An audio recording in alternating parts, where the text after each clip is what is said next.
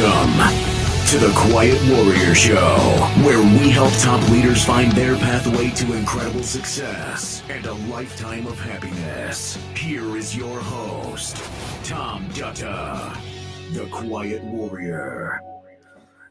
All right, everybody, welcome to the Quiet Warrior Show. My name is Tom Dutta, like Butta, and this is the next generation of podcasting. We are live streaming on LinkedIn, Facebook, YouTube, and Twitter. By the way, if you could just hit the subscribe if you're on the YouTube feed, that'll be awesome. It helps us gain notoriety for the show. It also helps our guests today so that people will watch more of that show. Let me talk to you about live streaming for a minute. Anybody who jumps on the live stream right now can chat with us. So in the chat feature on many of the feeds, you can put a question, you can put a comment, and as the host, I'll feature it on the screen. Secondly, this will be the live taping of a broadcast that will be an international podcast as well as a YouTube premiere video. And we're pleased to bring that to you. That'll be released in the future. Once the live stream is ended, the actual taping of the show will be sitting on all those feeds. You can go back and watch it. So it's kind of like stepping into a movie studio and you get to see all the bloopers and everything that we do here. And we'll be going for just under an hour today. So I'm really excited to share with you a lot of different elements we'll be doing. But first, without delay, I'm just going to introduce our guest and then bring her onto the screen here. So I just stand by, everybody, while I put something on the screen that I'd like to show you. So my guest today, well, I'm pretty excited to have Melissa Dawn on the show. Now, what you can see on the screen there, if you're on the podcast, you can't see it. If you're on the video, of course, you'll see it. This is Melissa's biography off her website. I'm just going to tell you a bit about her. She's a former vice president with over 2 decades of corporate experience. She focused on helping executives and high-level leaders connect with their inner leaders and take authorship of their paths, drive genuine change for themselves and those around them. She's a renowned speaker, author, and a master's certified coach, and also accredited by the International Coach Federation as a certified professional, and many, many other accreditations that you can find on her bio, and we'll put in the show notes. She's the author of best-selling books, I Attract What I Am, Transforming Failure into an Orgasmically Joyful Life and Business. There's a story there. And Why Can't I Just Be Me? Remove the masks that hide you from the world and from yourself. And the reason why I'm really excited about that last title is because, well, guess what? I've got it here. So I want to welcome you to the show, Melissa. It's a pleasure to have you on. Thank you so much for having me, Tom. All right. That's great. Now, we hear a little bit of fun going on in the background there. So you have a guest in your studio. We might as well just tell everybody about them right now. Okay. I'm sorry. No apology. We have Biscotti here joining us. Okay. Wonderful. I love it. All right. Hello, Biscotti. Now we just wanted to have her on the video feed so people know, and we keep it real. Biscotti, I love that. I was telling Melissa offline that my life partner, my wife Anna, is from Italy. I eat too many biscottis. Melissa, we're going to take a journey here down memory lane, but the first thing I wanted to say to you is that you're pretty amazing to be vulnerable about your life story, and we're talking about many things today. So we're going to be doing many segments on the show. I'm experimenting with a few things. Let me just tell you what we're going to surprise you with. We're going to take you into Plato's Garden, and we'll explain what that is, where we're going to be having some conversations. We're going to be doing some imagining with AI.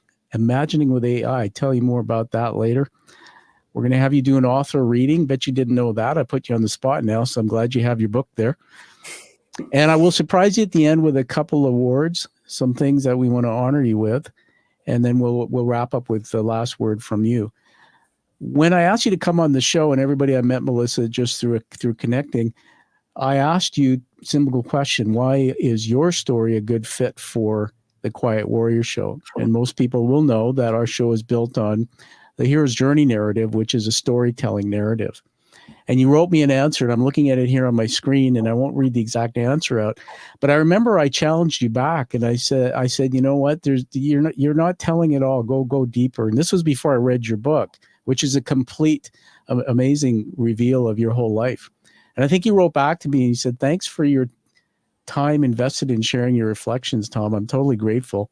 Few people have done as much personal growth as you have. In the initial email I sent you, I wrote what I thought you needed to hear from a media perspective. And then Melissa went on to say, of course, I've made millions of mistakes. Where do I start? And she got into her whole story. So we'll start right there. Your book's all about vulnerability and bringing it and sharing it. Help me understand, because I was wondering, is that getting away from what you really believe, which is I'm telling you my story from a media perspective, so I'm not going to really bring the real story. Just help me understand what that meant. Well, because when you're pitching the media, the media is looking for certain elements. And, the idea is to get in front of people and then to share your story and then be vulnerable. So not everyone is vulnerable when they're looking at who to take onto their show. It's more about like what that person could offer them instead, and like how many views can this person get? Like how can they help me spread my show, right? So I didn't know you were like somebody that has done that much work. So And you really challenged me. Yeah. Yeah, well, that's awesome. So everybody, that's why we love having Melissa on, because you really are somebody who's done a lot of work to look at your life, and you're bringing that to the audio. One of the things that's interesting is I'm doing some research now on media, and I want to just share this with you, even get your perspective back, that there's this whole concept of fake news that's out there, and that term was actually coined in different parts about how people come on and you really only hear opinions. You don't hear facts. You hear a certain narrative that's meant to shift people's mindsets this way. The second thing about that really bothers me is I get guests coming to me, and a lot of the agents will send their profiles, and the profiles will have a picture of somebody who's sort of hand on their chin. So it's done by a pro photographer. It's not really real. And then it looks like this. Here's who I am. Here's how great I am. Here's all my accomplishments. You need me. Here's the questions you should ask me. And for the agents, and this doesn't mean that this is you, because you're very different, but I've built this show for years and challenging that. And I really believe that why your work is such a gift is that when we come onto a show, and it doesn't matter any media, people connect more to you, the goods, the challenges, than they connect to somebody who comes across as being so perfect that there's no downsides, because people can't connect to somebody like that, because that's not how life really is. Give me your thoughts on that. It's very interesting you said this. I might get a bit emotional here. So I recently joined this leadership group, and we just had a leadership retreat in Spain. And just imagine a bunch of high-level coaches, and they kind of told me that. Here I am, and I thought I had removed all my masks. I thought I was down to like the bone, and they called me out. I was still having a coach mask. And Interesting. This just came out recently. So really grateful. And I'd like to mention then here the Gnosis leadership group. They're really helping me in this journey. So, every time we think we've got it, there's like another layer and another layer. Absolutely. We need to keep going deeper. And I think that's a great segue. And first of all, we honor you. That's why I call you a quiet warrior, because you're somebody who has a big voice, a big story, but quietly you bring that to the world. So let's give you some encouragement here, because you're so awesome. I want you to hold up the book that we're going to talk about today. Just hold it up and read the title out to us. I'm going to full screen you because you look awesome. There it is.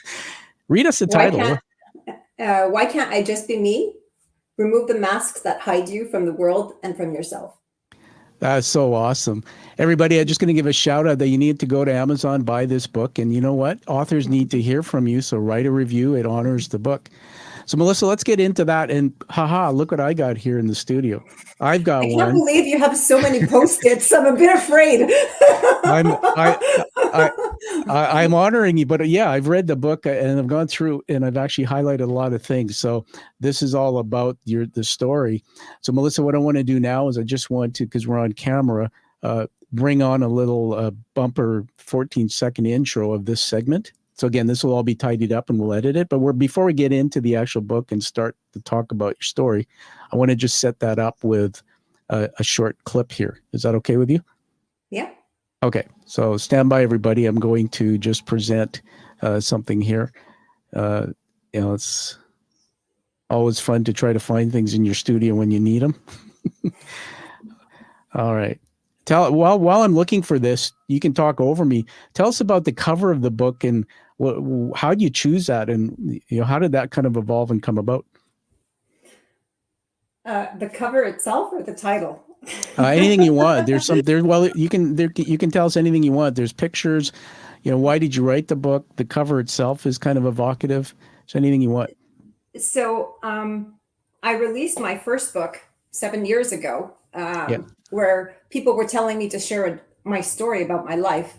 And I was very, very vulnerable about, the fact, a lot of things that happened in my life. And the day I found out it was a best-selling book and everything, that the day that I should have been celebrating, I got some feedback that I was too vulnerable. Wow. And yeah, it hurt. Yeah. Who And gave that's you what that? led. Who gave you that feedback? I'm just kind of curious. I saw some people close to me. Yeah. And one of them was actually, believe it, a shaman I was seeing at the time too. Mm-hmm. So that is what gave birth to this book. Like, why can't I just be me? I was just sharing my story in a very vulnerable way, and I was opening my heart. So it kind of hurt when I got that feedback, because Yeah. I had no And bad what do you? intentions. Well, I want to honor you for saying that, and thank you. You're so great to share your feelings. What do you say to people who I mean, let's face it, people do get hurt by other people. People are critical of us and sometimes the things we do if we're authors and we write. What now, knowing everything you've learned about your journey and what you've written about, what do you say to other people who go through that? Well, it comes down to the book, The Four Agreements by Don Miguel Ruiz. And one Yeah. of them is not to take anything personally. What someone says is a reflection of the journey they're at and has nothing to do with you. So Wow. you have to say that's where they're at on their journey, and they're allowed to have that opinion, and that's okay. It doesn't mean I have to take on their opinion, right? Yeah, absolutely. I want to put something on the screen here for a minute as a PowerPoint, and you can see it on the show today. But there's the beautiful book itself again. And I want to talk about masks for a minute with you, because you really caught me on that. I'm doing some work. I'm doing a doctoral degree right now, and some of the work I'm doing is about masks. And when I found you, I went, wow, there's somebody who really gets that. I also just want to share this for some extra value. There's a book that I found that I'm reading. It's called Mirrors and Masks, The Search for Identity by Anselm Strauss. It was something that my professor told me to read. And when I saw your cover, I went, yes, finally somebody who speaks about this concept of masks. And I had a theatrical mask made not too long ago. This is actually my mask. And I wear actually 6 masks, these different masks. And so tell us a bit more about this concept of mask. What do you mean by that? Because, society expects different things from us, our parents, our colleagues, our bosses. And a lot of us put on masks to please them. We're like, well, when we're with this person, this is what they want to see. And when we're with this person, this is what they want to hear. Yeah. But we don't realize as we're doing this, we're not bringing our full self forward. We're just bringing the mask forward. And as long as we're wearing those masks, we don't have the opportunity for true connection and to have the conversations we really need to have to move things forward. Wow, that's amazing. Some of the things I just want to riff with you on this, and that's what we're doing here is storytelling. When I think about all the masks I've come across in my own, I think about the mask that I am, the mask that you and I have in common, and the mask that I play. And just so you know, one of my masks, and I put them in pairs, is fear and determination. So if anybody learns and knows my story, and my followers tend to know that, I come from a dysfunctional beginning as a child, lots of maltreatment, and my brain doesn't see the world right. So I was reading your book, and there's some interesting things in it about being your real or authentic leader when you're amongst others in business. And Melissa, you really opened me up when I read that. That's why this book's such a gift, because before I figured all this math stuff out, I would sit in a room, and my background is a leader. CEO was actually what I did for a long time until I created my own platform. That I would sit, and what I saw my brain was taking in and telling me was going on outside was actually completely different. So my brain saw fear, and even now I manifest fear on the inside. People see me on the outside, go, "Wow, you're so confident, you're so positive." I go, "Yeah, I fooled you," because on the inside, I'm constantly processing that fear, because the sympathetic nervous system in my brain, and through maltreatment, through a child who came from a fairly abusive background of a addicted parent, some research that I've come across in neuroscience says that your brain actually, the stress management system develops differently if in an early year you've gone through that. The amygdala can actually be scarred, and I won't get into all the jargon because that's not the purpose today. But your book was like, whoa, this lady gets it. So on that note, I've kind of thrown up some neuroscience on you, a bit about my story. I want to put the PowerPoint back up on the screen for a minute here, and get into the next part of this, which is, we're calling this Plato's Garden. So Melissa, I'll get the video up and add it into the production later. But before we get into Plato's Garden, there's a couple of people who are with us here today that have commented. And so let me just put it on the screen here to give you some excitement. Who's that? Veronica. I'm sorry, I can't see your last name, but we love and support you. That's awesome. Here's another one from Nat. Hello, Melissa, from Nat. And then this one from Monica. You two are making us grow. Genosis forever. That must mean That's something. my leadership tribe that I was teaching, leadership group in the beginning of the call. Yeah, thank you. Thank you for being here. So that's amazing. And we're taking you on a roller coaster ride of emotion today. You truly are special. Let me just tell you a little bit about Plato's Garden, and then we'll get into this segment for the next little while. On the screen there, you see Plato was an Athenian philosopher during the classical period in ancient Greece, founder of the Platonist school of thought and the academy, from the word academia. This was actually the first institution of higher learning in the Western world, Melissa. And there's a few words on the screen there, which we'll get into later: knowing, being, and doing. So there's this thing called the influences of context. And why I bring you into the garden is, you see Plato and his pals, they just hang out and they'd walk and they'd talk, and they'd just be talk. There was no criticism, there's no judgment. And that's really how learning began. So there's three areas here, Melissa, that we'll be diving into through your story. One is called macro, what's happening in the world around you. So when you wrote the book, or throughout your life, what was going on in the bigger world that influenced the public work that you're doing now? Second is meso, what was happening in your industry. And I would say that your industry, you were in financial services, marketing, we know your background, and then you created this platform of thought leadership. So what was going on around you there? And then micro is really what's happening in your personal life throughout this journey. And so I'm going to take that off the screen now, and we can get into the deeper conversation. Why we do it this way is all these three areas connect. And it's one of the things I learned in your book that was so cool, was how you really started connecting all the dots of your life, your professional life, etc. I'm going to read one last thing, and then I'm going to turn it to you, and we'll get into the story. And this was the introduction in your book, everybody. I'm looking at the book here, and on page number 1, I've got some highlights. So Melissa, bear with me.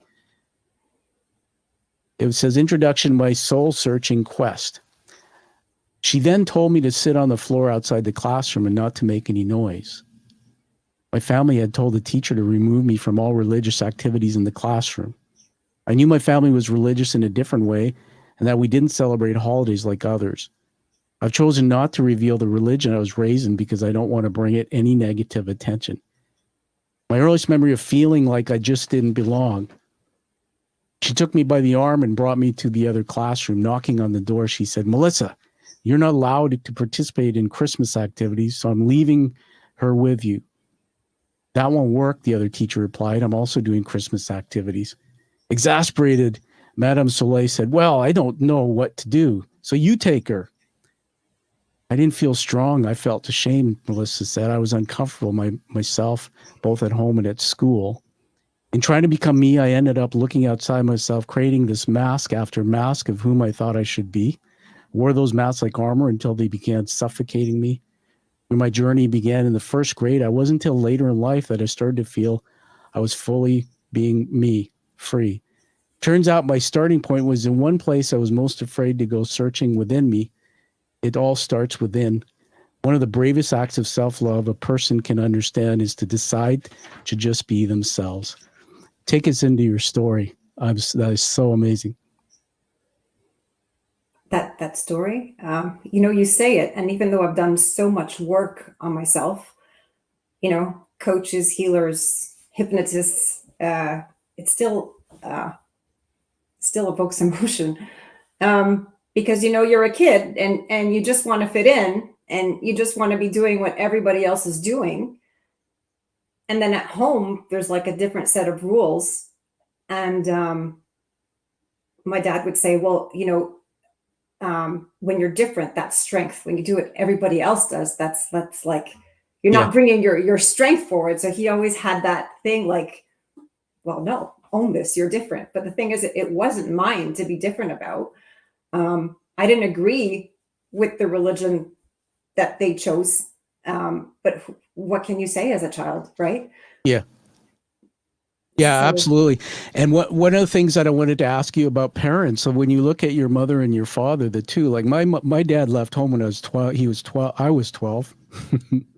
And but my parents are from Fiji, but I was baptized here in Canada as a Catholic. So there are all these rules, and my dad was a Hindu, and of course that's a very different track. And he was actually a Mormon when my mom first met him. But a lot of these rules you're talking about in the home, who between your two parents, who do you think shaped you the most, and whose love did you crave the most? Love and attention. interesting question. My dad was definitely the one. He Yeah. was he was the leader in the house, and my mom was the faithful servant. and and of course, I praised my dad's love the most because it was so hard to get. Yeah.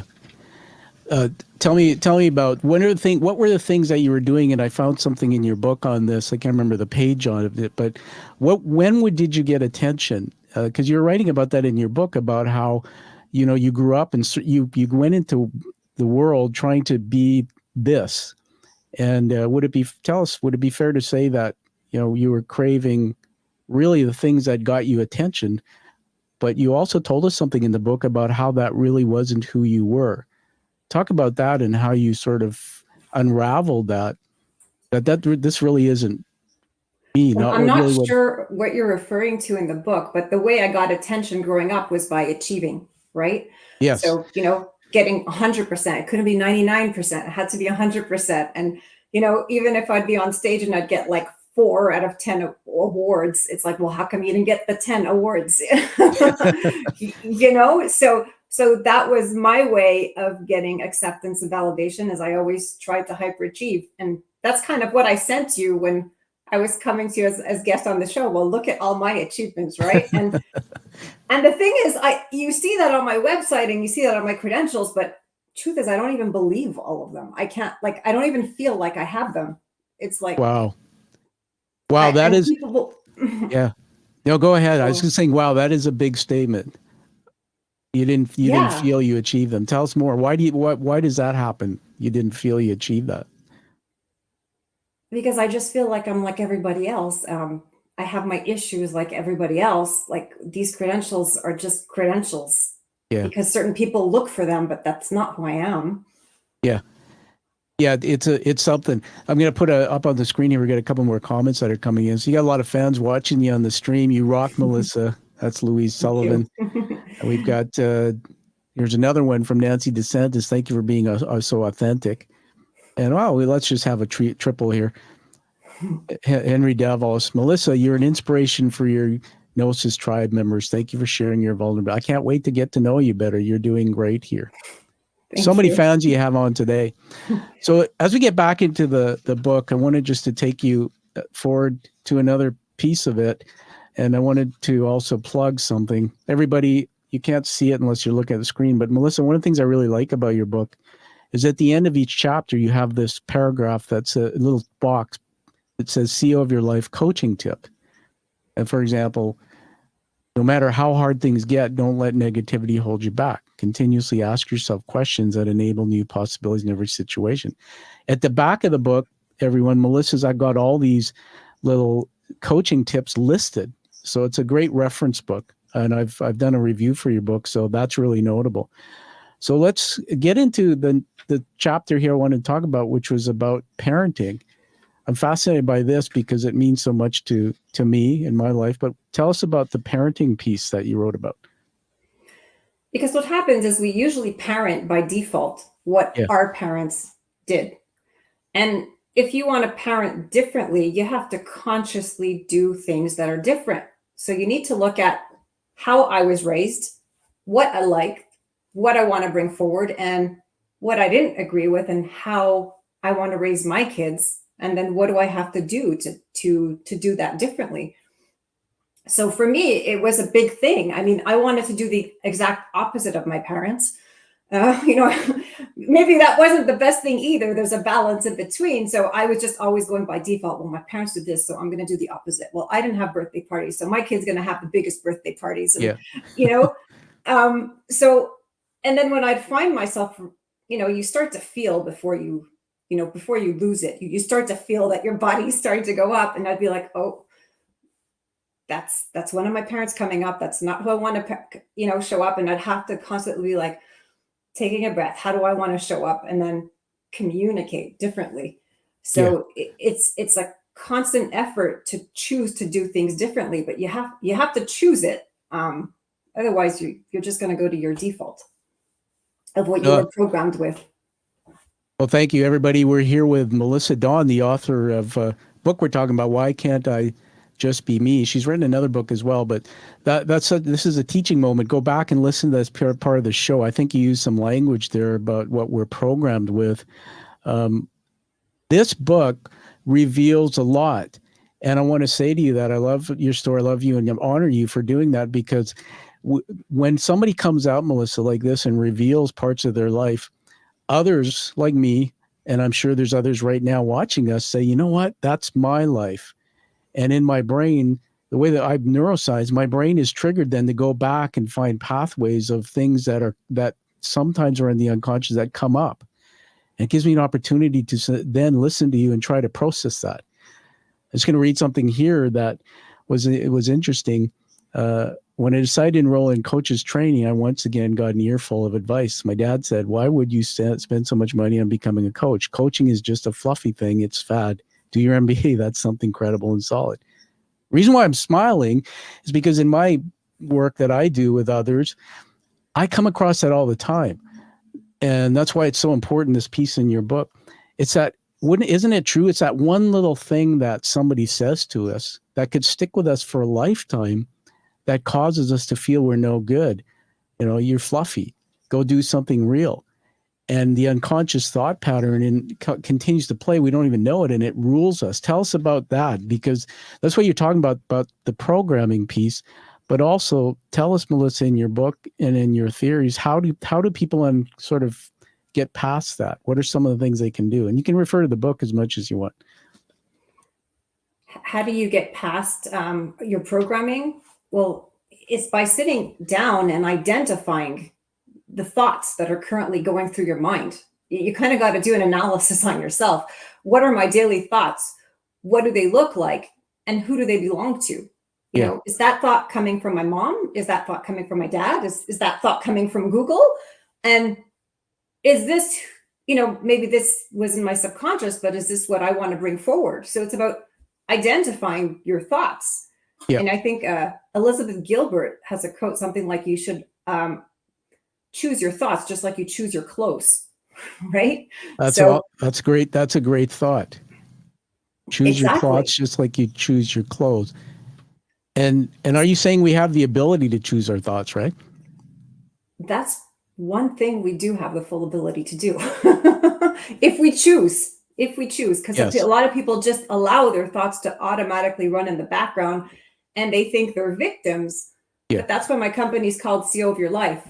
You can choose your thoughts, you can change your actions, and you can create a whole different life if you take the time to reflect and see, like, This is where I am. This is where I want to go. How do I have to change my thoughts, my words, and my actions to get there? Yeah. No, it's amazing. I was looking at the book again on chapter 12, just so you know where we're at. I'm talking about, it says, author your thoughts, author your life. Melissa's, you've quoted in there Donald Hebb. What I like about the book too is there's citations. You cite researchers and other people's work, adds credibility. Psychologist Donald Hebb famously described this process as cells that fire together wire together. And then you've got this thing called 6 steps to reprogram your thoughts. So just without getting into explaining the whole chapter, touch on what do you mean by that in those steps? Because it leads to what we're talking about taking unconscious thoughts, I think, and trying to rewire them. So let's say there's a thought that that's going on in your head every day and you're not comfortable with it. Yeah. A very popular one is, I'm not worthy. Okay, let's look at that thought. I'm not worthy. So notice every time that thought comes up, and then what do you want to replace it with? So let's say you want to replace it with, I am worthy. Yeah. So you want to kind of start making that connection. So people do this in different ways. Dr. Joe Dispenza, he says, whenever you have a thought you don't like coming up, see it as a program and say, change the program. What I like to do with my clients is a fire ceremony. Okay, let's burn, I am not worthy, and let's breathe in, I am worthy. So start making that connection of what you identify what you don't want. What do you want to create it to? And then visualize the program you want to draw in. So visualize, what does it feel like to be worthy? I feel good. I feel powerful. I feel excited. I feel I can take space. I feel I can share my thoughts and visualize all of that. And the more you can visualize it, then the more you can make that happen. And you need to do this with all the thoughts that are not serving you. Identify them. Say, that like a program. I don't want this. Let's discard this. And what's the new program I want to bring in? And then visualize that. And the more you can do that on a daily basis, that's how you're shifting everything in your life. Yeah, that's amazing. And, you have to make the time and actually dedicate time to do this work, right? And then maybe you can speak about, do you do this work on your own? What's the value of having a coach? That thing that we refer to as fluffy sometimes by old generation parents. I got to acknowledge what your dad said. When I first got into senior type leadership, I was at the top of a company. That was my C-level role, my first one. I was 31 years old, and I was offered a coach. And I'm embarrassed to tell you, because now I do that for a living, that I didn't want it. And I remember I was arrogant. I mean, back then I had some arrogance. It was about me, significance. I had the big paycheck, and, I'm not really accountable because I'm running the company. And what I learned, Melissa, and myself, is I was afraid of what that was. I didn't understand it, but I'll give it back to you on this. What I learned about the power of a coach is doing the kind of work you're telling us, which I think is necessary for anybody in life, is the brain can't work reflexively on its own. I need to have somebody listening to me and then pausing me and having me reflect on thoughts and giving me the mirror, sharing back what I heard you say, type of thing. So this type of work, and so talk about that, the importance of this work. But how do you do it? Can you do it on your own? Do you do it with a coach? Does this book help you? Just anything you want to share there? Well, I think you need a whole toolkit. So even though I'm a coach, I have a whole crew of people helping me. I have my own coach. I have an energy healer. I have a hypnotist. Depending on what I need, I have my people supporting me, even though I've done all this work. It took us so many years to get to this point, and it takes us just as many years or more to reverse all the things we don't want to become who we really want to be. So when you're doing it on your own, you might have some insights, especially if you take time alone and, you ground and you meditate, you'll get some insights, but you won't go as far as you'll go if somebody else is pointing out your blind spots, and that's why I love, thank you, Gnosis, all of you that are here. Imagine a group and there's 25 people pointing out your blind spots. That's personal growth on steroids. So it depends. Do I want to see my blind spots? Do I want to work on them? You won't go very far if you're doing it on your own. That's. Thank you. And I put another comment on the screen here. You've got another tribe following you. There's no wall.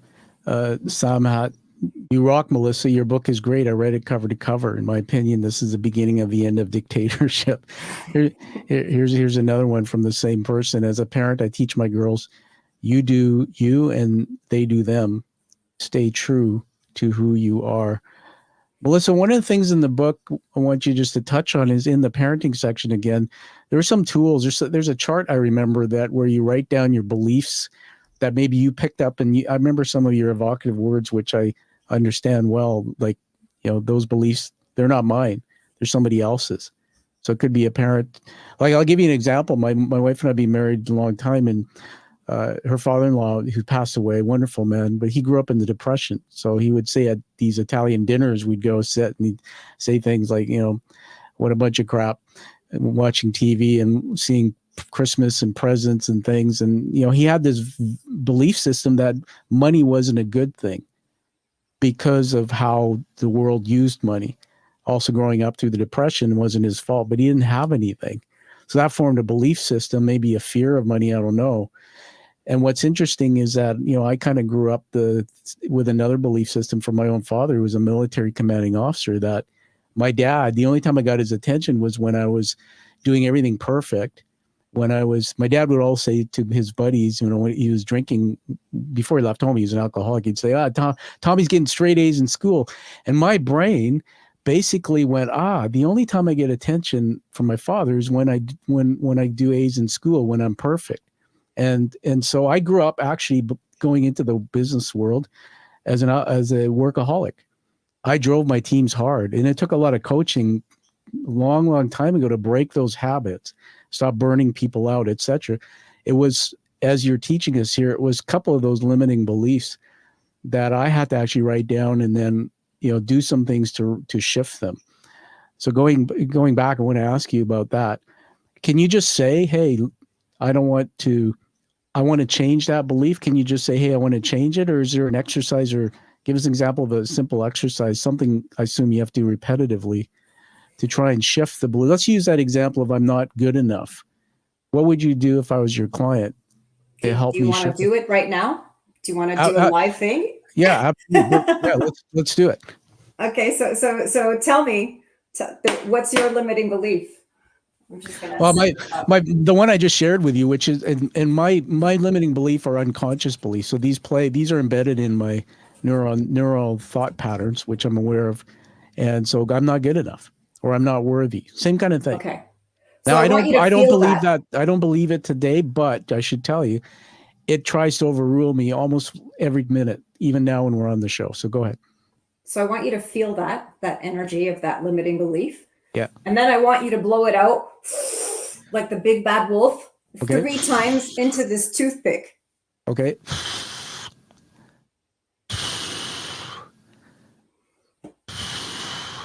Okay, it's And maybe gone. there's other subconscious beliefs behind that you don't even know you're holding. So just blow out one more for the subconscious stuff you don't even know you're holding that you want to get rid of. For some reason, that feels good. My shoulders are going down. Exactly. So now I'm putting it into the fire, and I want you to say 3 times, I release you. I release you. I release you. I release you. And tell me when you start to feel a bit of that release in your body. Oh, I am. I mean, it started with the breathing out.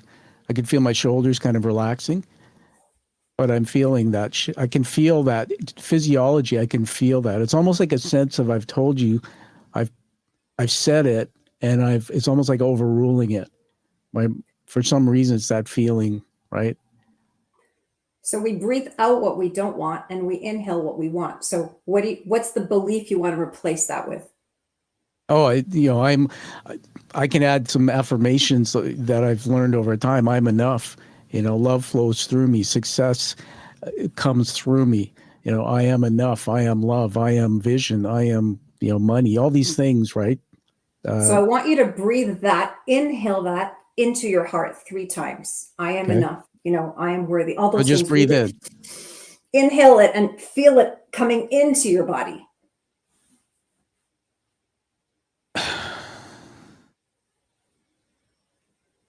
Okay. How does that feel? Feels great. Thank you. So it takes about 30 days for this to sink in completely. So I recommend for the next 30 days, you write out once a day, I am enough, or whatever you breathed in, and to consciously lead from that place. There you go. You know, if it comes up again, you can burn it again. Or like Dr. Joe Dispenza says, you know, you can just say change, like visualize that you're changing, aborting that program, and visualize the new one coming in. Awesome. And another thing, which is interesting, is after work like this is to take a salt bath or salt shower. And you're going to be like, why? Because Epsom sea salt has detoxifying properties. So it allows you to detox, to further shed whatever's here. It allows you also to relax and have a better sleep. So I also recommend salt baths and showers after you do work like this. That's awesome. Everybody, we're here with Melissa Dawn, the founder of CEO of Your Life, life coach. I've written some books. We're talking about why can't I just be me, and so many things. Melissa, this exercise is wonderful. So people, you know, through reading your book and through implementing some of these simple tools, can make inroads. I'm a big fan of neuroscience. I think I mentioned through my brain injury, I actually fell in a bathtub. I was doing a ride for cancer for 2 days. You might have heard of the Ride to Conquer Cancer. 225 kilometers on my bike for a friend whose daughter died from leukemia. And the first night I went to shower, I lost my balance, fell back, broke my fall with my head, actually cracked the tub and it changed my life. And it's taken me years to recover. One of the things that I learned is they sent me to an advanced neuroplasticity clinic, and not getting into that. But one of the things I wrote about your book in my Amazon review, which I'll tell you about soon, is that you've infused into your work brain and neuroscience. So we don't have time to get into all that, but I want to let everybody know that that's one of the great things I think about the book you've written. There's a lot of coaches and people out there who just talk. You know, you got to change your beliefs. You got to find your authentic self. And it's like, my brain is going like, I'm confused. It makes no sense. When you bring in actual exercises and tie it to science and what does this do to the body and soul, it's really remarkable how much the difference is to embrace it. And anyway, I just want to drop one more thing about science. Dr. Andrew Huberman, who has a podcast called the Huberman Lab, I throw it out there as storytelling in the show. I listened to in the brain clinic. They told me to start listening to him. Now he's a Stanford University professor, and his podcast has become in the top 10 in North America. And you know, some of the things he talks about is the concept of breathing, and he got into that whole thing about breathing. And what I didn't realize is when I get all stressed out and tense, you and I were talking about before the show, I had some camera issues to fix. So my sympathetic nervous system, which is now elevating, and everything now I'm on alert and I'm stressing. That just what you did with me, you didn't realize what a gift it was. But it wasn't just to do what we were trying to do with limiting belief. It actually dialed down, calmed my sympathetic nervous system, and put me back in this state of calm, almost like the one breath skill type of thing. And so I want to thank you for that, everybody. Just how powerful Melissa's work is, and energy healing and some of the experiences in the book you can actually apply right away. It's a great thing. So see that you healed me in different ways. You didn't even know it. Let's put on the screen here another comment from someone. Nancy DeSantis, Italian background, father too, and getting 99% was not good enough. I was always aiming for perfection. After working with Melissa, I was able to find my value. Most authentic person I know. And then here's another one that popped in there. Melissa, you're magic amazing. So you have obviously a lot of people that you've touched. I want to shift gears now as we're heading to the last 15 minutes of the show, the last segment, to the topic of relationships. And I have a little surprise for you. I'm going to just share something on the screen here. So why don't you open your book to that chapter, because I'm going to put you on the spot in a minute and ask you to read a paragraph or two. Why we do this, everybody, is, Melissa, have you done book signings? I assume you have, or you've gone into do. Yeah. I know I'm a published author, and my first experience doing that, people love to hear an author read their work. It just brings another dimension. And so I'm going to show you little videos. I'm going to talk for a bit, and then I want you to read a couple paragraphs out of that chapter. So while I'm queuing this up, and we'll edit this all out, you can dig in your book and just find something in that chapter that you want to share with us. Oh, Oh, so you're going to choose the chapter and then I choose the paragraph? No, it's about relationships. So you've got a chapter in Okay. there that talks about that. So you can look at that now. I'm just queuing something up while you're doing that, and just find something that you could tie into the conversation. And while you do that, I'm going to find something else to share here. Let's see if I can find Can it. you, just because I'm, the one on cultivate healthy relationships, that one? Whatever you want. It's your show to do. So I'm just going to put this. Whoops. There we go. And then just tell me when you're ready, and then I'm going to start this segment up again with by playing this little video clip.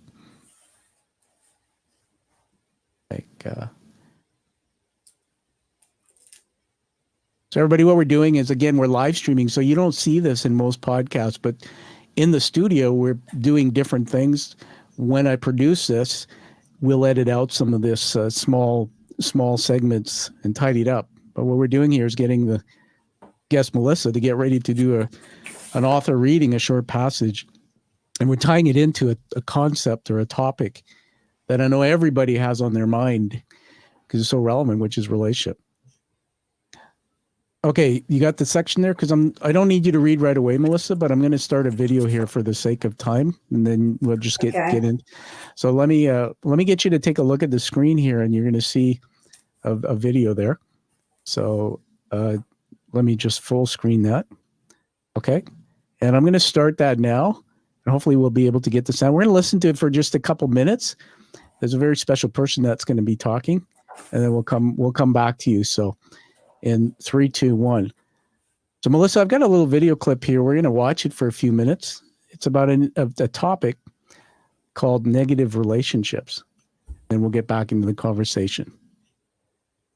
We're going to be talking about relationships right now, and many of you probably have that one relationship that perhaps you would deem it maybe a toxic relationship. Maybe it's weighing you down a little bit, but here to help us, we're joined by Melissa Dunn, life coach. Welcome back to the show, Melissa. Great to have you here. And this is an interesting topic because, you know, I think a lot of us don't even like to admit that we perhaps have a toxic relationship out there that is weighing us down. Do you think most people really do have one in their lives? I think people have a lot more than they realize. Yeah. Yes. Well, let's walk through. So you've got some great things. Before we get started, though, I want to mention you're now an author. Your brand new book is called I Attract What I Am. It's available on Amazon.com. So how does it feel being an author? Congratulations, first of all. Thank you. So how does it feel being an Thank author you. and seeing your book in print like that? Wow. I have to say I worked really hard. I put my heart and soul into it. I shared my raw truth with no filter. Right. And I have to say that now I have a new appreciation for authors and even people like yourself that put yourself out there every day and are now open to public feedback. It's so what it's story something. do you tell in this book? You're sharing some of your personal life story? I'm sharing my failures, Okay. my negative relationships, and how basically I turned my life around after that. Okay. So that readers can also see that you can change your life around. And I share the steps that I took so that they can perhaps use them as a guideline to create the life they truly want. All right. Okay, let's just take that off the screen. I'm going to come back to you here. Hold on, Melissa. Stop sharing. Back to you. All right. The sound there hopefully was clear. That was an interesting, first of all, first question is, what's it like being on a live stream and seeing yourself talking on another show? What is it like? I was shocked. You know, that was 7 years ago. I'm like, wow, I've aged a bit.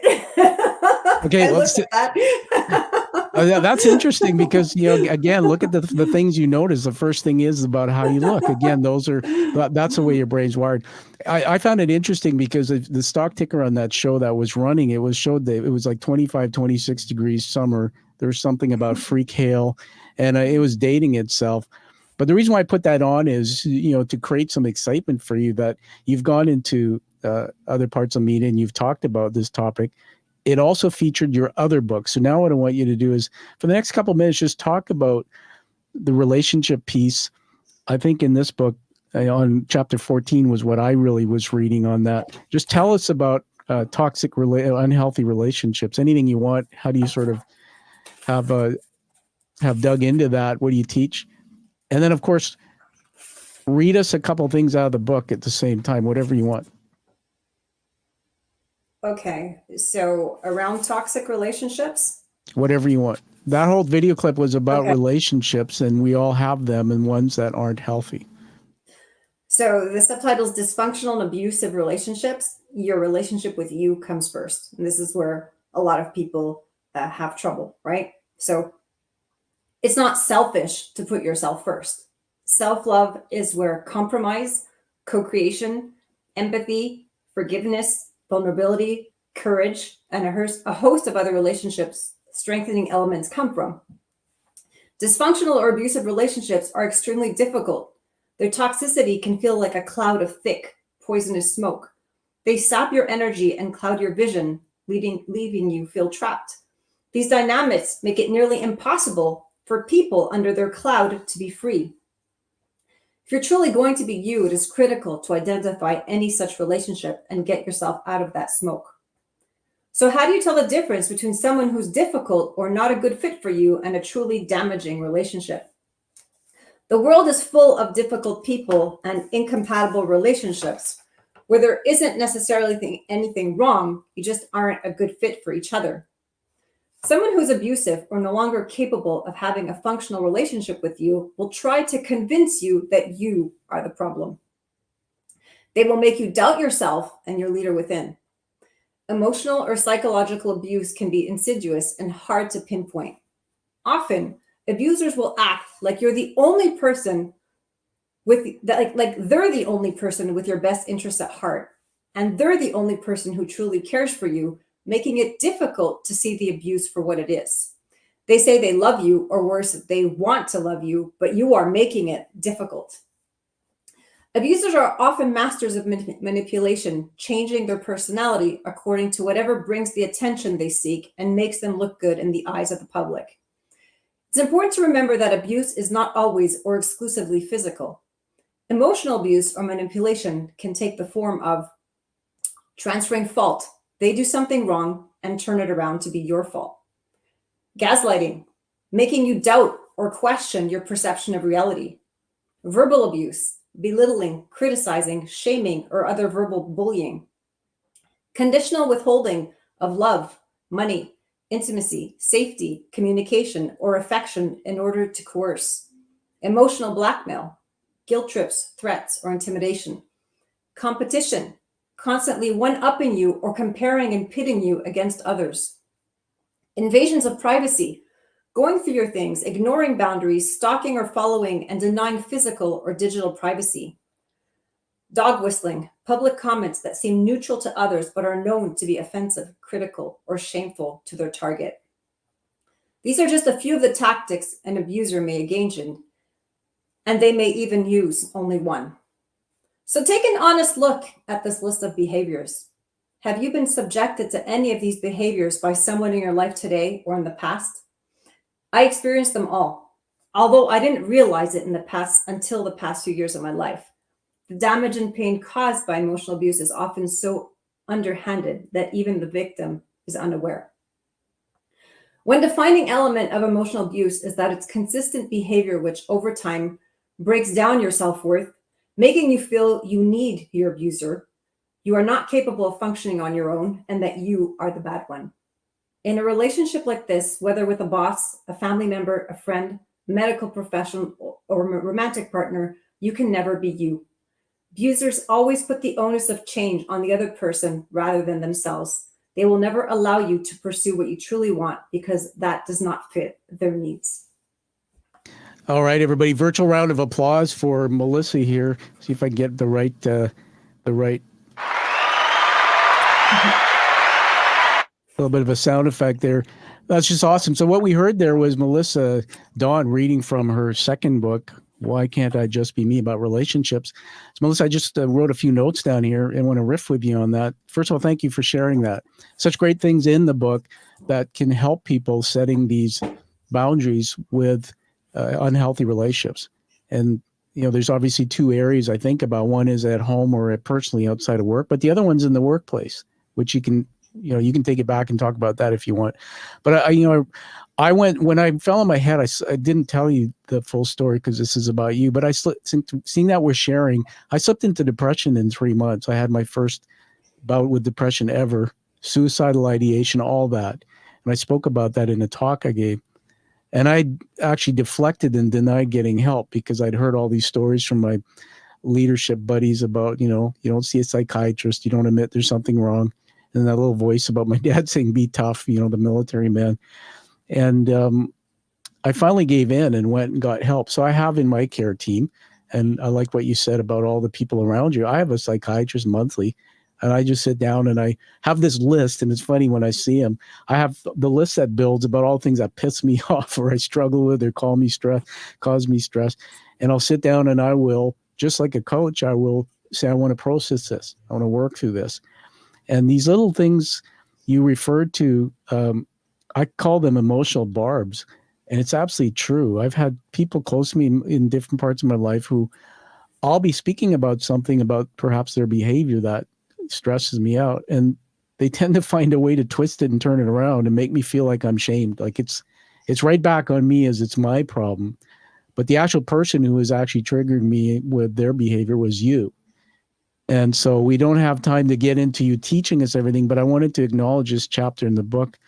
That is it true that in the book you give tips, strategies on how to deal with relationships. You give options and things that people can work through. Just confirm what's in there for everybody. Yes. Because the type of abuse I witnessed was emotional, it wasn't physical. Yeah. So I give tips, and a lot of us are undergoing that, and we don't even realize it. It could be a boss treating you like that, like it could be a partner. But it's, those things that I mentioned, some people will be like, oh yeah, that happened to me. And inside something's telling us something's off, but we're afraid to say it because when it's not physical, it's hard to pinpoint, right? Yeah. So yes, I give tips, and primarily if your inner voice is telling you it's wrong, well then trust that inner voice more than what the other person's saying. Yeah, it's great. I'm back again, everybody. The book here, I've got a copy. Melissa signed for me. You got to get your copy, by the way, and go on Amazon, read it, post a review. That's how her work gets known. But I go into the book on page 125. Something that I looked at hard was 5 steps for handling an abusive or irreparable relationship. And then it goes through that. And then there's this whole section on professional relationships, which is, I think, very, very important. The last piece that your tip at the end, CEO of your life coaching tip, every relationship has one element that you can fully control, you. Advocating for yourself and owning yourself, ? And you give these things that you can do. And this is really so valuable and important. And I'm just going to riff on you and say something here evocative that in the workplace, there's a lot of arrogant bosses, men or women. And I'm going to share a vulnerable thought with you about my own experience with my father. My dad passed away in 2018 from a heart attack in privacy of his home. But I was estranged from him for most of my life. It was only 3 months before, Melissa, that God, somehow I had this, reading the Bible, this thought that I've got to go back and make peace or talk to my dad. Did you know that the one thing that changed me was when I sat with my dad in that Starbucks, and he was a frail 80-year-old shell of a man that I used to know. And I said, tell me about grandfather. And Melissa, within 5-10 minutes, and I just sat there listening, Stan, he talked about his growing up in Fiji with an alcoholic father, and his life was all pretty much a reflection of what my life was that he brought into it. Wow. And that was the first thing that changed me. And I have this, my own advice, and you're the guru today, but I'm giving this to everybody because you brought it out of me, which I love you for doing. We'll love your parents and honor your parents. We don't have to love their behavior. But if you find out, tell me about your mom, your dad, and you find out their story. And what we realize, and I tell my own kids that, is that I told my daughter this. I said, Dad was born good guy, but I'm kind of broken. And we learn beliefs and things from others that aren't who we are. But my parents, God help them both, some of the tough stuff I went through particularly physically and mentally from my father, made me tougher and actually made me seeking to go and do therapy and do an understanding of cognitive behavioral and how it can change my thoughts and do all the things you're telling me. So I think you and I were put in a path, and many others, to experience those hardships because somebody has called on you, Melissa, to go out and be the one to help so many. And that's why we've had so many comments coming up on the screen. You're just tremendous. And I just want to share that with you, that reading your book for me was like, no. I wrote down that thing you said, somebody said in your retreat, you'd say too much. No. To all those people, I'm going on a tangent here for a reason. We can edit this out if you want. But I have to say this because I'm an advocate. I do speaking and things on this. That study your brain. And when you're in storytelling, there is 3 chemicals: cortisol, which is stress; oxytocin, which makes you feel love and connection; and dopamine, which is like, oh, I can't wait to hear the next piece. My favorite movie was Star Wars, and those things at the beginning where Luke was in the desert and the body of his grandparents were burning in the fire pit, and he was at their home. Cortisol is being released. I'm stressed. I'm on the edge of my seat. Now too much cortisol is being released, and it's like, I want that to go away. It's feeling icky. And then the part of the story where the protagonist, this hero, comes, he says he's going to go out and he's going to look for who did it. He knows in him there's a dark side and the good side of the force, and all of a sudden he becomes this hero. And when in those moments when we're telling these tough stories and we release something of hope, oxytocin floods the other person's brain, and we start feeling that release, like, okay, I can handle this. So for all of those out there, when great people like Melissa are telling her stories, sometimes not being able to hear those stories is a message to us that we need to go out and maybe do some work to dig deeper into, why do I feel uncomfortable holding a space for Melissa telling an emotional, sometimes difficult story? Why is she doing that? One, to help us, but why can't I hold that space for other people's pain? And when you dig into that and you unravel it through things like this book, it'll totally change your life. So now I can get off my soapbox, Melissa, and give it back to you for a thought on what I just said, because I mean, I'm an open book for anything. First of all, thank you for sharing what you said about your parents. You're right. By talking, we inspire each other. So it's important to see who they are and that you can love them, but not like maybe the way they parented. I like the way you separated that, that there's a big distinction there. And, you know, apparently the way we parent, if we don't work on ourselves, the way we parent, that way will go down up to 7 different generations. So like you, because you chose to work on yourself, your child's having a different experience. And then all the way down to your grandchildren will have a different parenting. So it's important to reflect on your parenting, because it goes down for many generations. And 2, when you're talking about what you can't be with, I always say this to my clients is when there's a trigger, that's your roadmap of where you need to look and where you need to heal, right? So every time you get triggered, write it down. maybe talk to a therapist or a coach about it, but that's a roadmap to your healing. So when someone says, my boss triggered me, okay, but that's a gift. Yes. And that is that it's making you look somewhere that you need to heal and you need to work on. Yeah, thank you for that. Big word, everybody. Teaching moment. Come back, and when you listen, trigger. Look into that and dig deeper into when something triggers you to feel uncomfortable. Usually that's the point, as Melissa's taught us, of there's an emotional pain going on, and that's usually something that, you know, you can dig into and resolve and change your life. Pretty amazing. All right, we are getting close to the wrap up here. Just checking in with you. We have a couple acknowledgments of words for your work. So are you ready for some excitement? Sure. You ready for some excitement? All right. Yeah. That was Melissa showing that she's excited. So we're gonna. I'm overwhelmed. I'm sorry. I am excited. I'm just overwhelmed. I'm poking at you. So we're gonna go into something brand new I'm doing on the show here, and this will be my first gift to you, and it's called the Imagining with AI. Imagining with AI. I don't know if the word artificial intelligence is the right title, but AI is changing the world, and you know what? It is something that I embrace. So, Melissa, I'm going to put something on the screen here, okay? And all right, you see it there? Mm-hmm. All right, Imagining with AI. So, everybody, 3, 2, 1. Welcome to Imagining with AI, where I took the story of Melissa Dawn's life, the early beginnings, everything I learned from what she wrote to me in her book, and this, even today, what we heard. And I said to AI, I want you to create me 3 images of the beginning Melissa, of the Melissa in the tough part of her life, and the transformed Melissa. And I use an AI editor, and I did some collaboration, and I'm going to reveal for you today, right now, what came up. So let me just PowerPoint on the screen there. All right, I have on the screen there, Melissa, some words. I'm going to read the first one out to you. Mm-hmm. This is what AI came up with, and then we'll show you the picture. Past life as a corporate VP. This image shows Melissa in a luxurious but cold office, highlighting her former corporate life. Despite its success, left her feeling disconnected and unfulfilled. And here is the image.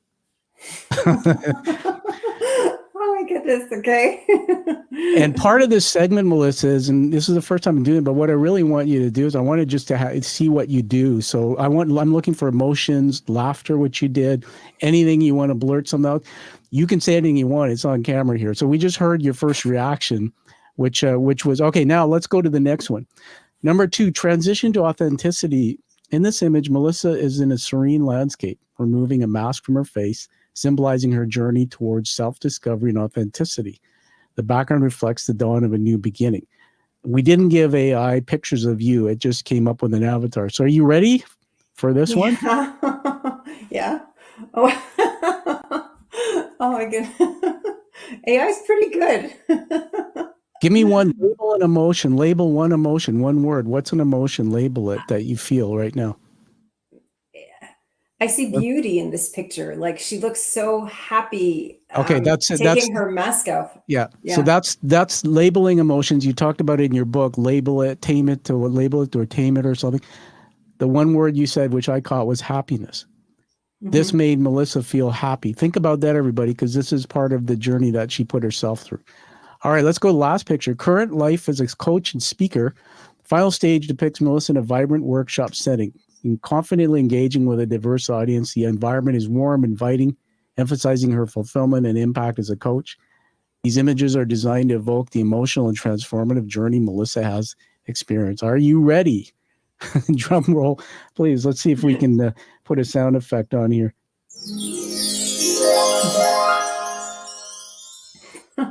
There it is.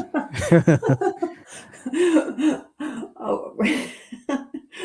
One word, label an emotion. What emotion do you feel when you see that? Joyful surprise. I'm going to put 2 words. Joyful surprise. There you have it, everybody. All right, so we're going to remove that. Remove that from the screen now.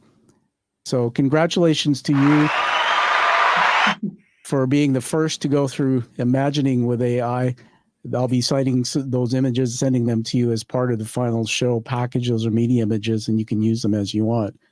But isn't it incredible how you've taught us today, Melissa, about the power of visualization? And just those 3 images, when you look at them, isn't it fair to say that you could probably thinking about 1,000 words that you could talk about, right?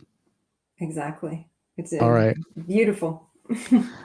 Now, what I'd like to do is also do another shout out for the book. So hold up your book for the last time and just again, tell us where people can get it and the title. Why Can't I Just Be Me? Remove the masks that hide you from the world and from yourself. And you can get it on Amazon, Indigo, Barnes and Nobles. I know there's more. I just can't think of them right now. I think the easiest for everyone is Amazon. If you're in Canada, maybe Indigo. Yeah, I think you covered them pretty well. Yeah. So let me just okay. You can take that book down there, Melissa. And I'm just checking something on my soundboard here. We'll edit this out. So just stand by for a minute. And let me just double check one thing here. Oops. There we go. Okay. All right. 3, 2, 1. Yes, the book. So now I'm revealing first time on the Quiet Warrior Show live stream, the review I've written for your book that was posted on Amazon. And everyone, you can read books and go post reviews, tell people what you thought about it. You can do it on Amazon. I encourage you to do it on goodreads.com as well, a secondary place, which is more for where authors post reviews, not just Amazon, where they're also selling products and services. So are you ready? I'm going to read this to you. It's a bit lengthy, but this is a long one. It's condensed on Amazon. So the review title is Embracing Authenticity, a compensative guide to being yourself. I'm looking at another screen here. In the realm of self-improvement and personal development, Melissa Dawn's Why Can't I Just Be Me? emerges as a profoundly insightful guide that champions the art of authentic living. Through its meticulously structured chapters, this book not only facilitates a deeper understanding of oneself, but also provides practical tools, strategies that are readily applicable in everyday scenarios, whether in spheres of business or personal life. Dawn's approach is integrative, combining rich anecdotes from her extensive coaching experience. Robust theoretical foundation in neuroscience and psychology is weaved within. This blend not only enriches the narrative, but grounds the reader in scientifically backed methodologies, making the journey towards self-discovery both engaging and educational. Each chapter thoughtfully concludes with a summary tip, which I said to you I love, a feature I found particularly useful for reinforcing core messages. This culminates in a comprehensive list at the book's conclusion, serving as a quick reference guide that readers can return time and time again. Additionally, the inclusion of an assessment tool and links to Melissa's other works delve deeper into this personal growth journey. What sets this book apart is its universal applicability. Dawn writes with a voice that resonates with a diverse audience, from seasoned business professionals to individuals simply navigating complexities of everyday life.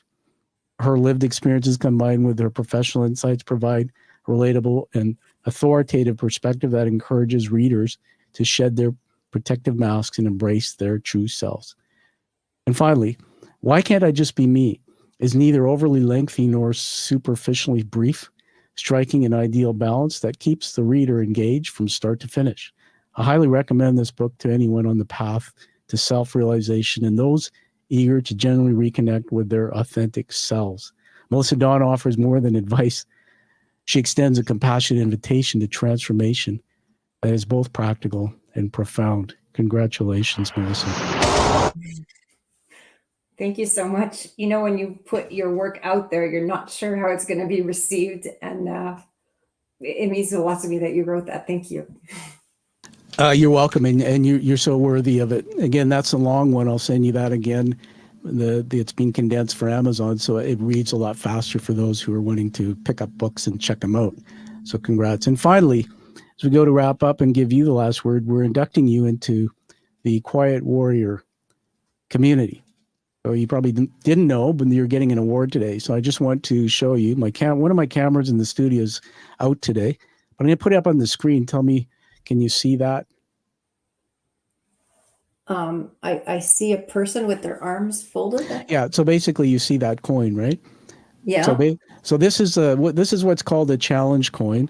And when I founded the show, I wanted something that would be something you could carry with you that would connect you to all the other quiet warriors in the world. We're now in 17 countries. We have 270 people who have come on like you. They're very unique people. Yourself, you come here to tell us about something in your life that you turn into something that empowers you, but you're doing it in service to others. A little bit about challenge coins. They surfaced during World War I. A practice of carrying them, designated specifically for a unit. It was popular with the Army Special Forces. Carrying the coin at all times and presenting it when challenged to prove affiliation with that unit resulted in a number of consequences for those who could not produce the coin. It's kind of fun. The most popular required a coinless soldier to buy a round of drinks. That practice continues to be popular today. The front of the coin, these are hand-painted and crafted, and raised letters is the image of the show. But the back is the detailed image of the hero's journey narrative by Joseph Campbell's work, which is all about narrative. And it is very intricate. And this is quite a hefty coin. And again, they're exclusive. So on that note, I want to welcome you to the Quiet Warrior community. Congratulations. So I actually get that? You're going to send that to me? Absolutely. You'll be receiving that award, and you're officially connected now, and we'll be connected for life. That challenges you to keep doing what you're doing, Melissa, because it's just incredible. Thank you. Congratulations. You're welcome. Well, let's move to wrap up. Everybody, it's been a wonderful tour. We've had so many comments on the screen today. We're here with Melissa Dawn. We talked about Plato's Garden and her journey and her work, and we did some imagining with AI, and those images you got to come back and look at. The book authoring and the reading by Melissa of her book was a highlight, and the induction into the Quiet Warrior community, and for me, was a real treat. Now, I'm going to edit this last part out, but why we did so much of those things parts, Melissa, is that we'll be able to edit this for you so you can use this show in marketing different ways. You can use the part where you're reading the book, or you can use the part where I read your review and use that as a tool to market your whatever you want. We created today, hopefully for you, what was an extraordinary experience. And I know I've enjoyed every minute of being with you. On that note, I'm going to give it back to you for the last word.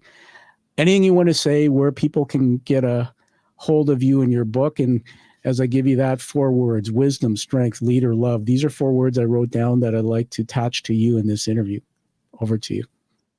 Thank you. You can go to my website, which is at the bottom, ceoofyour.life. You can email me if there's anything coming up you want to share at joyful@melissadawn.ca. Yeah, I'm overwhelmed. Don't hesitate to reach out if something is coming up for you as you're watching this. Well, I think that's all we need to know, everybody. Find that true passion and purpose like you've heard from Melissa Dawn today, and live that life that you deserve and desire. Let me do that again. 3, 2, 1. Find that true passion like you've heard from Melissa Dawn today, and live that life that you deserve and desire. And we'll see you all again on the Quiet Warrior Show. Melissa, thank you very much for being here. Thank you so much for doing this awesome show. You're welcome. Welcome. I put the wrong music on. So You want me to come back? No, here we go. All right. And 3, 2, 1, just be quiet and we'll put on the right outro music. Here we go. Thank you for listening to The Quiet Warrior Show. Create is a motive-based leadership development firm. www.kreat.ca.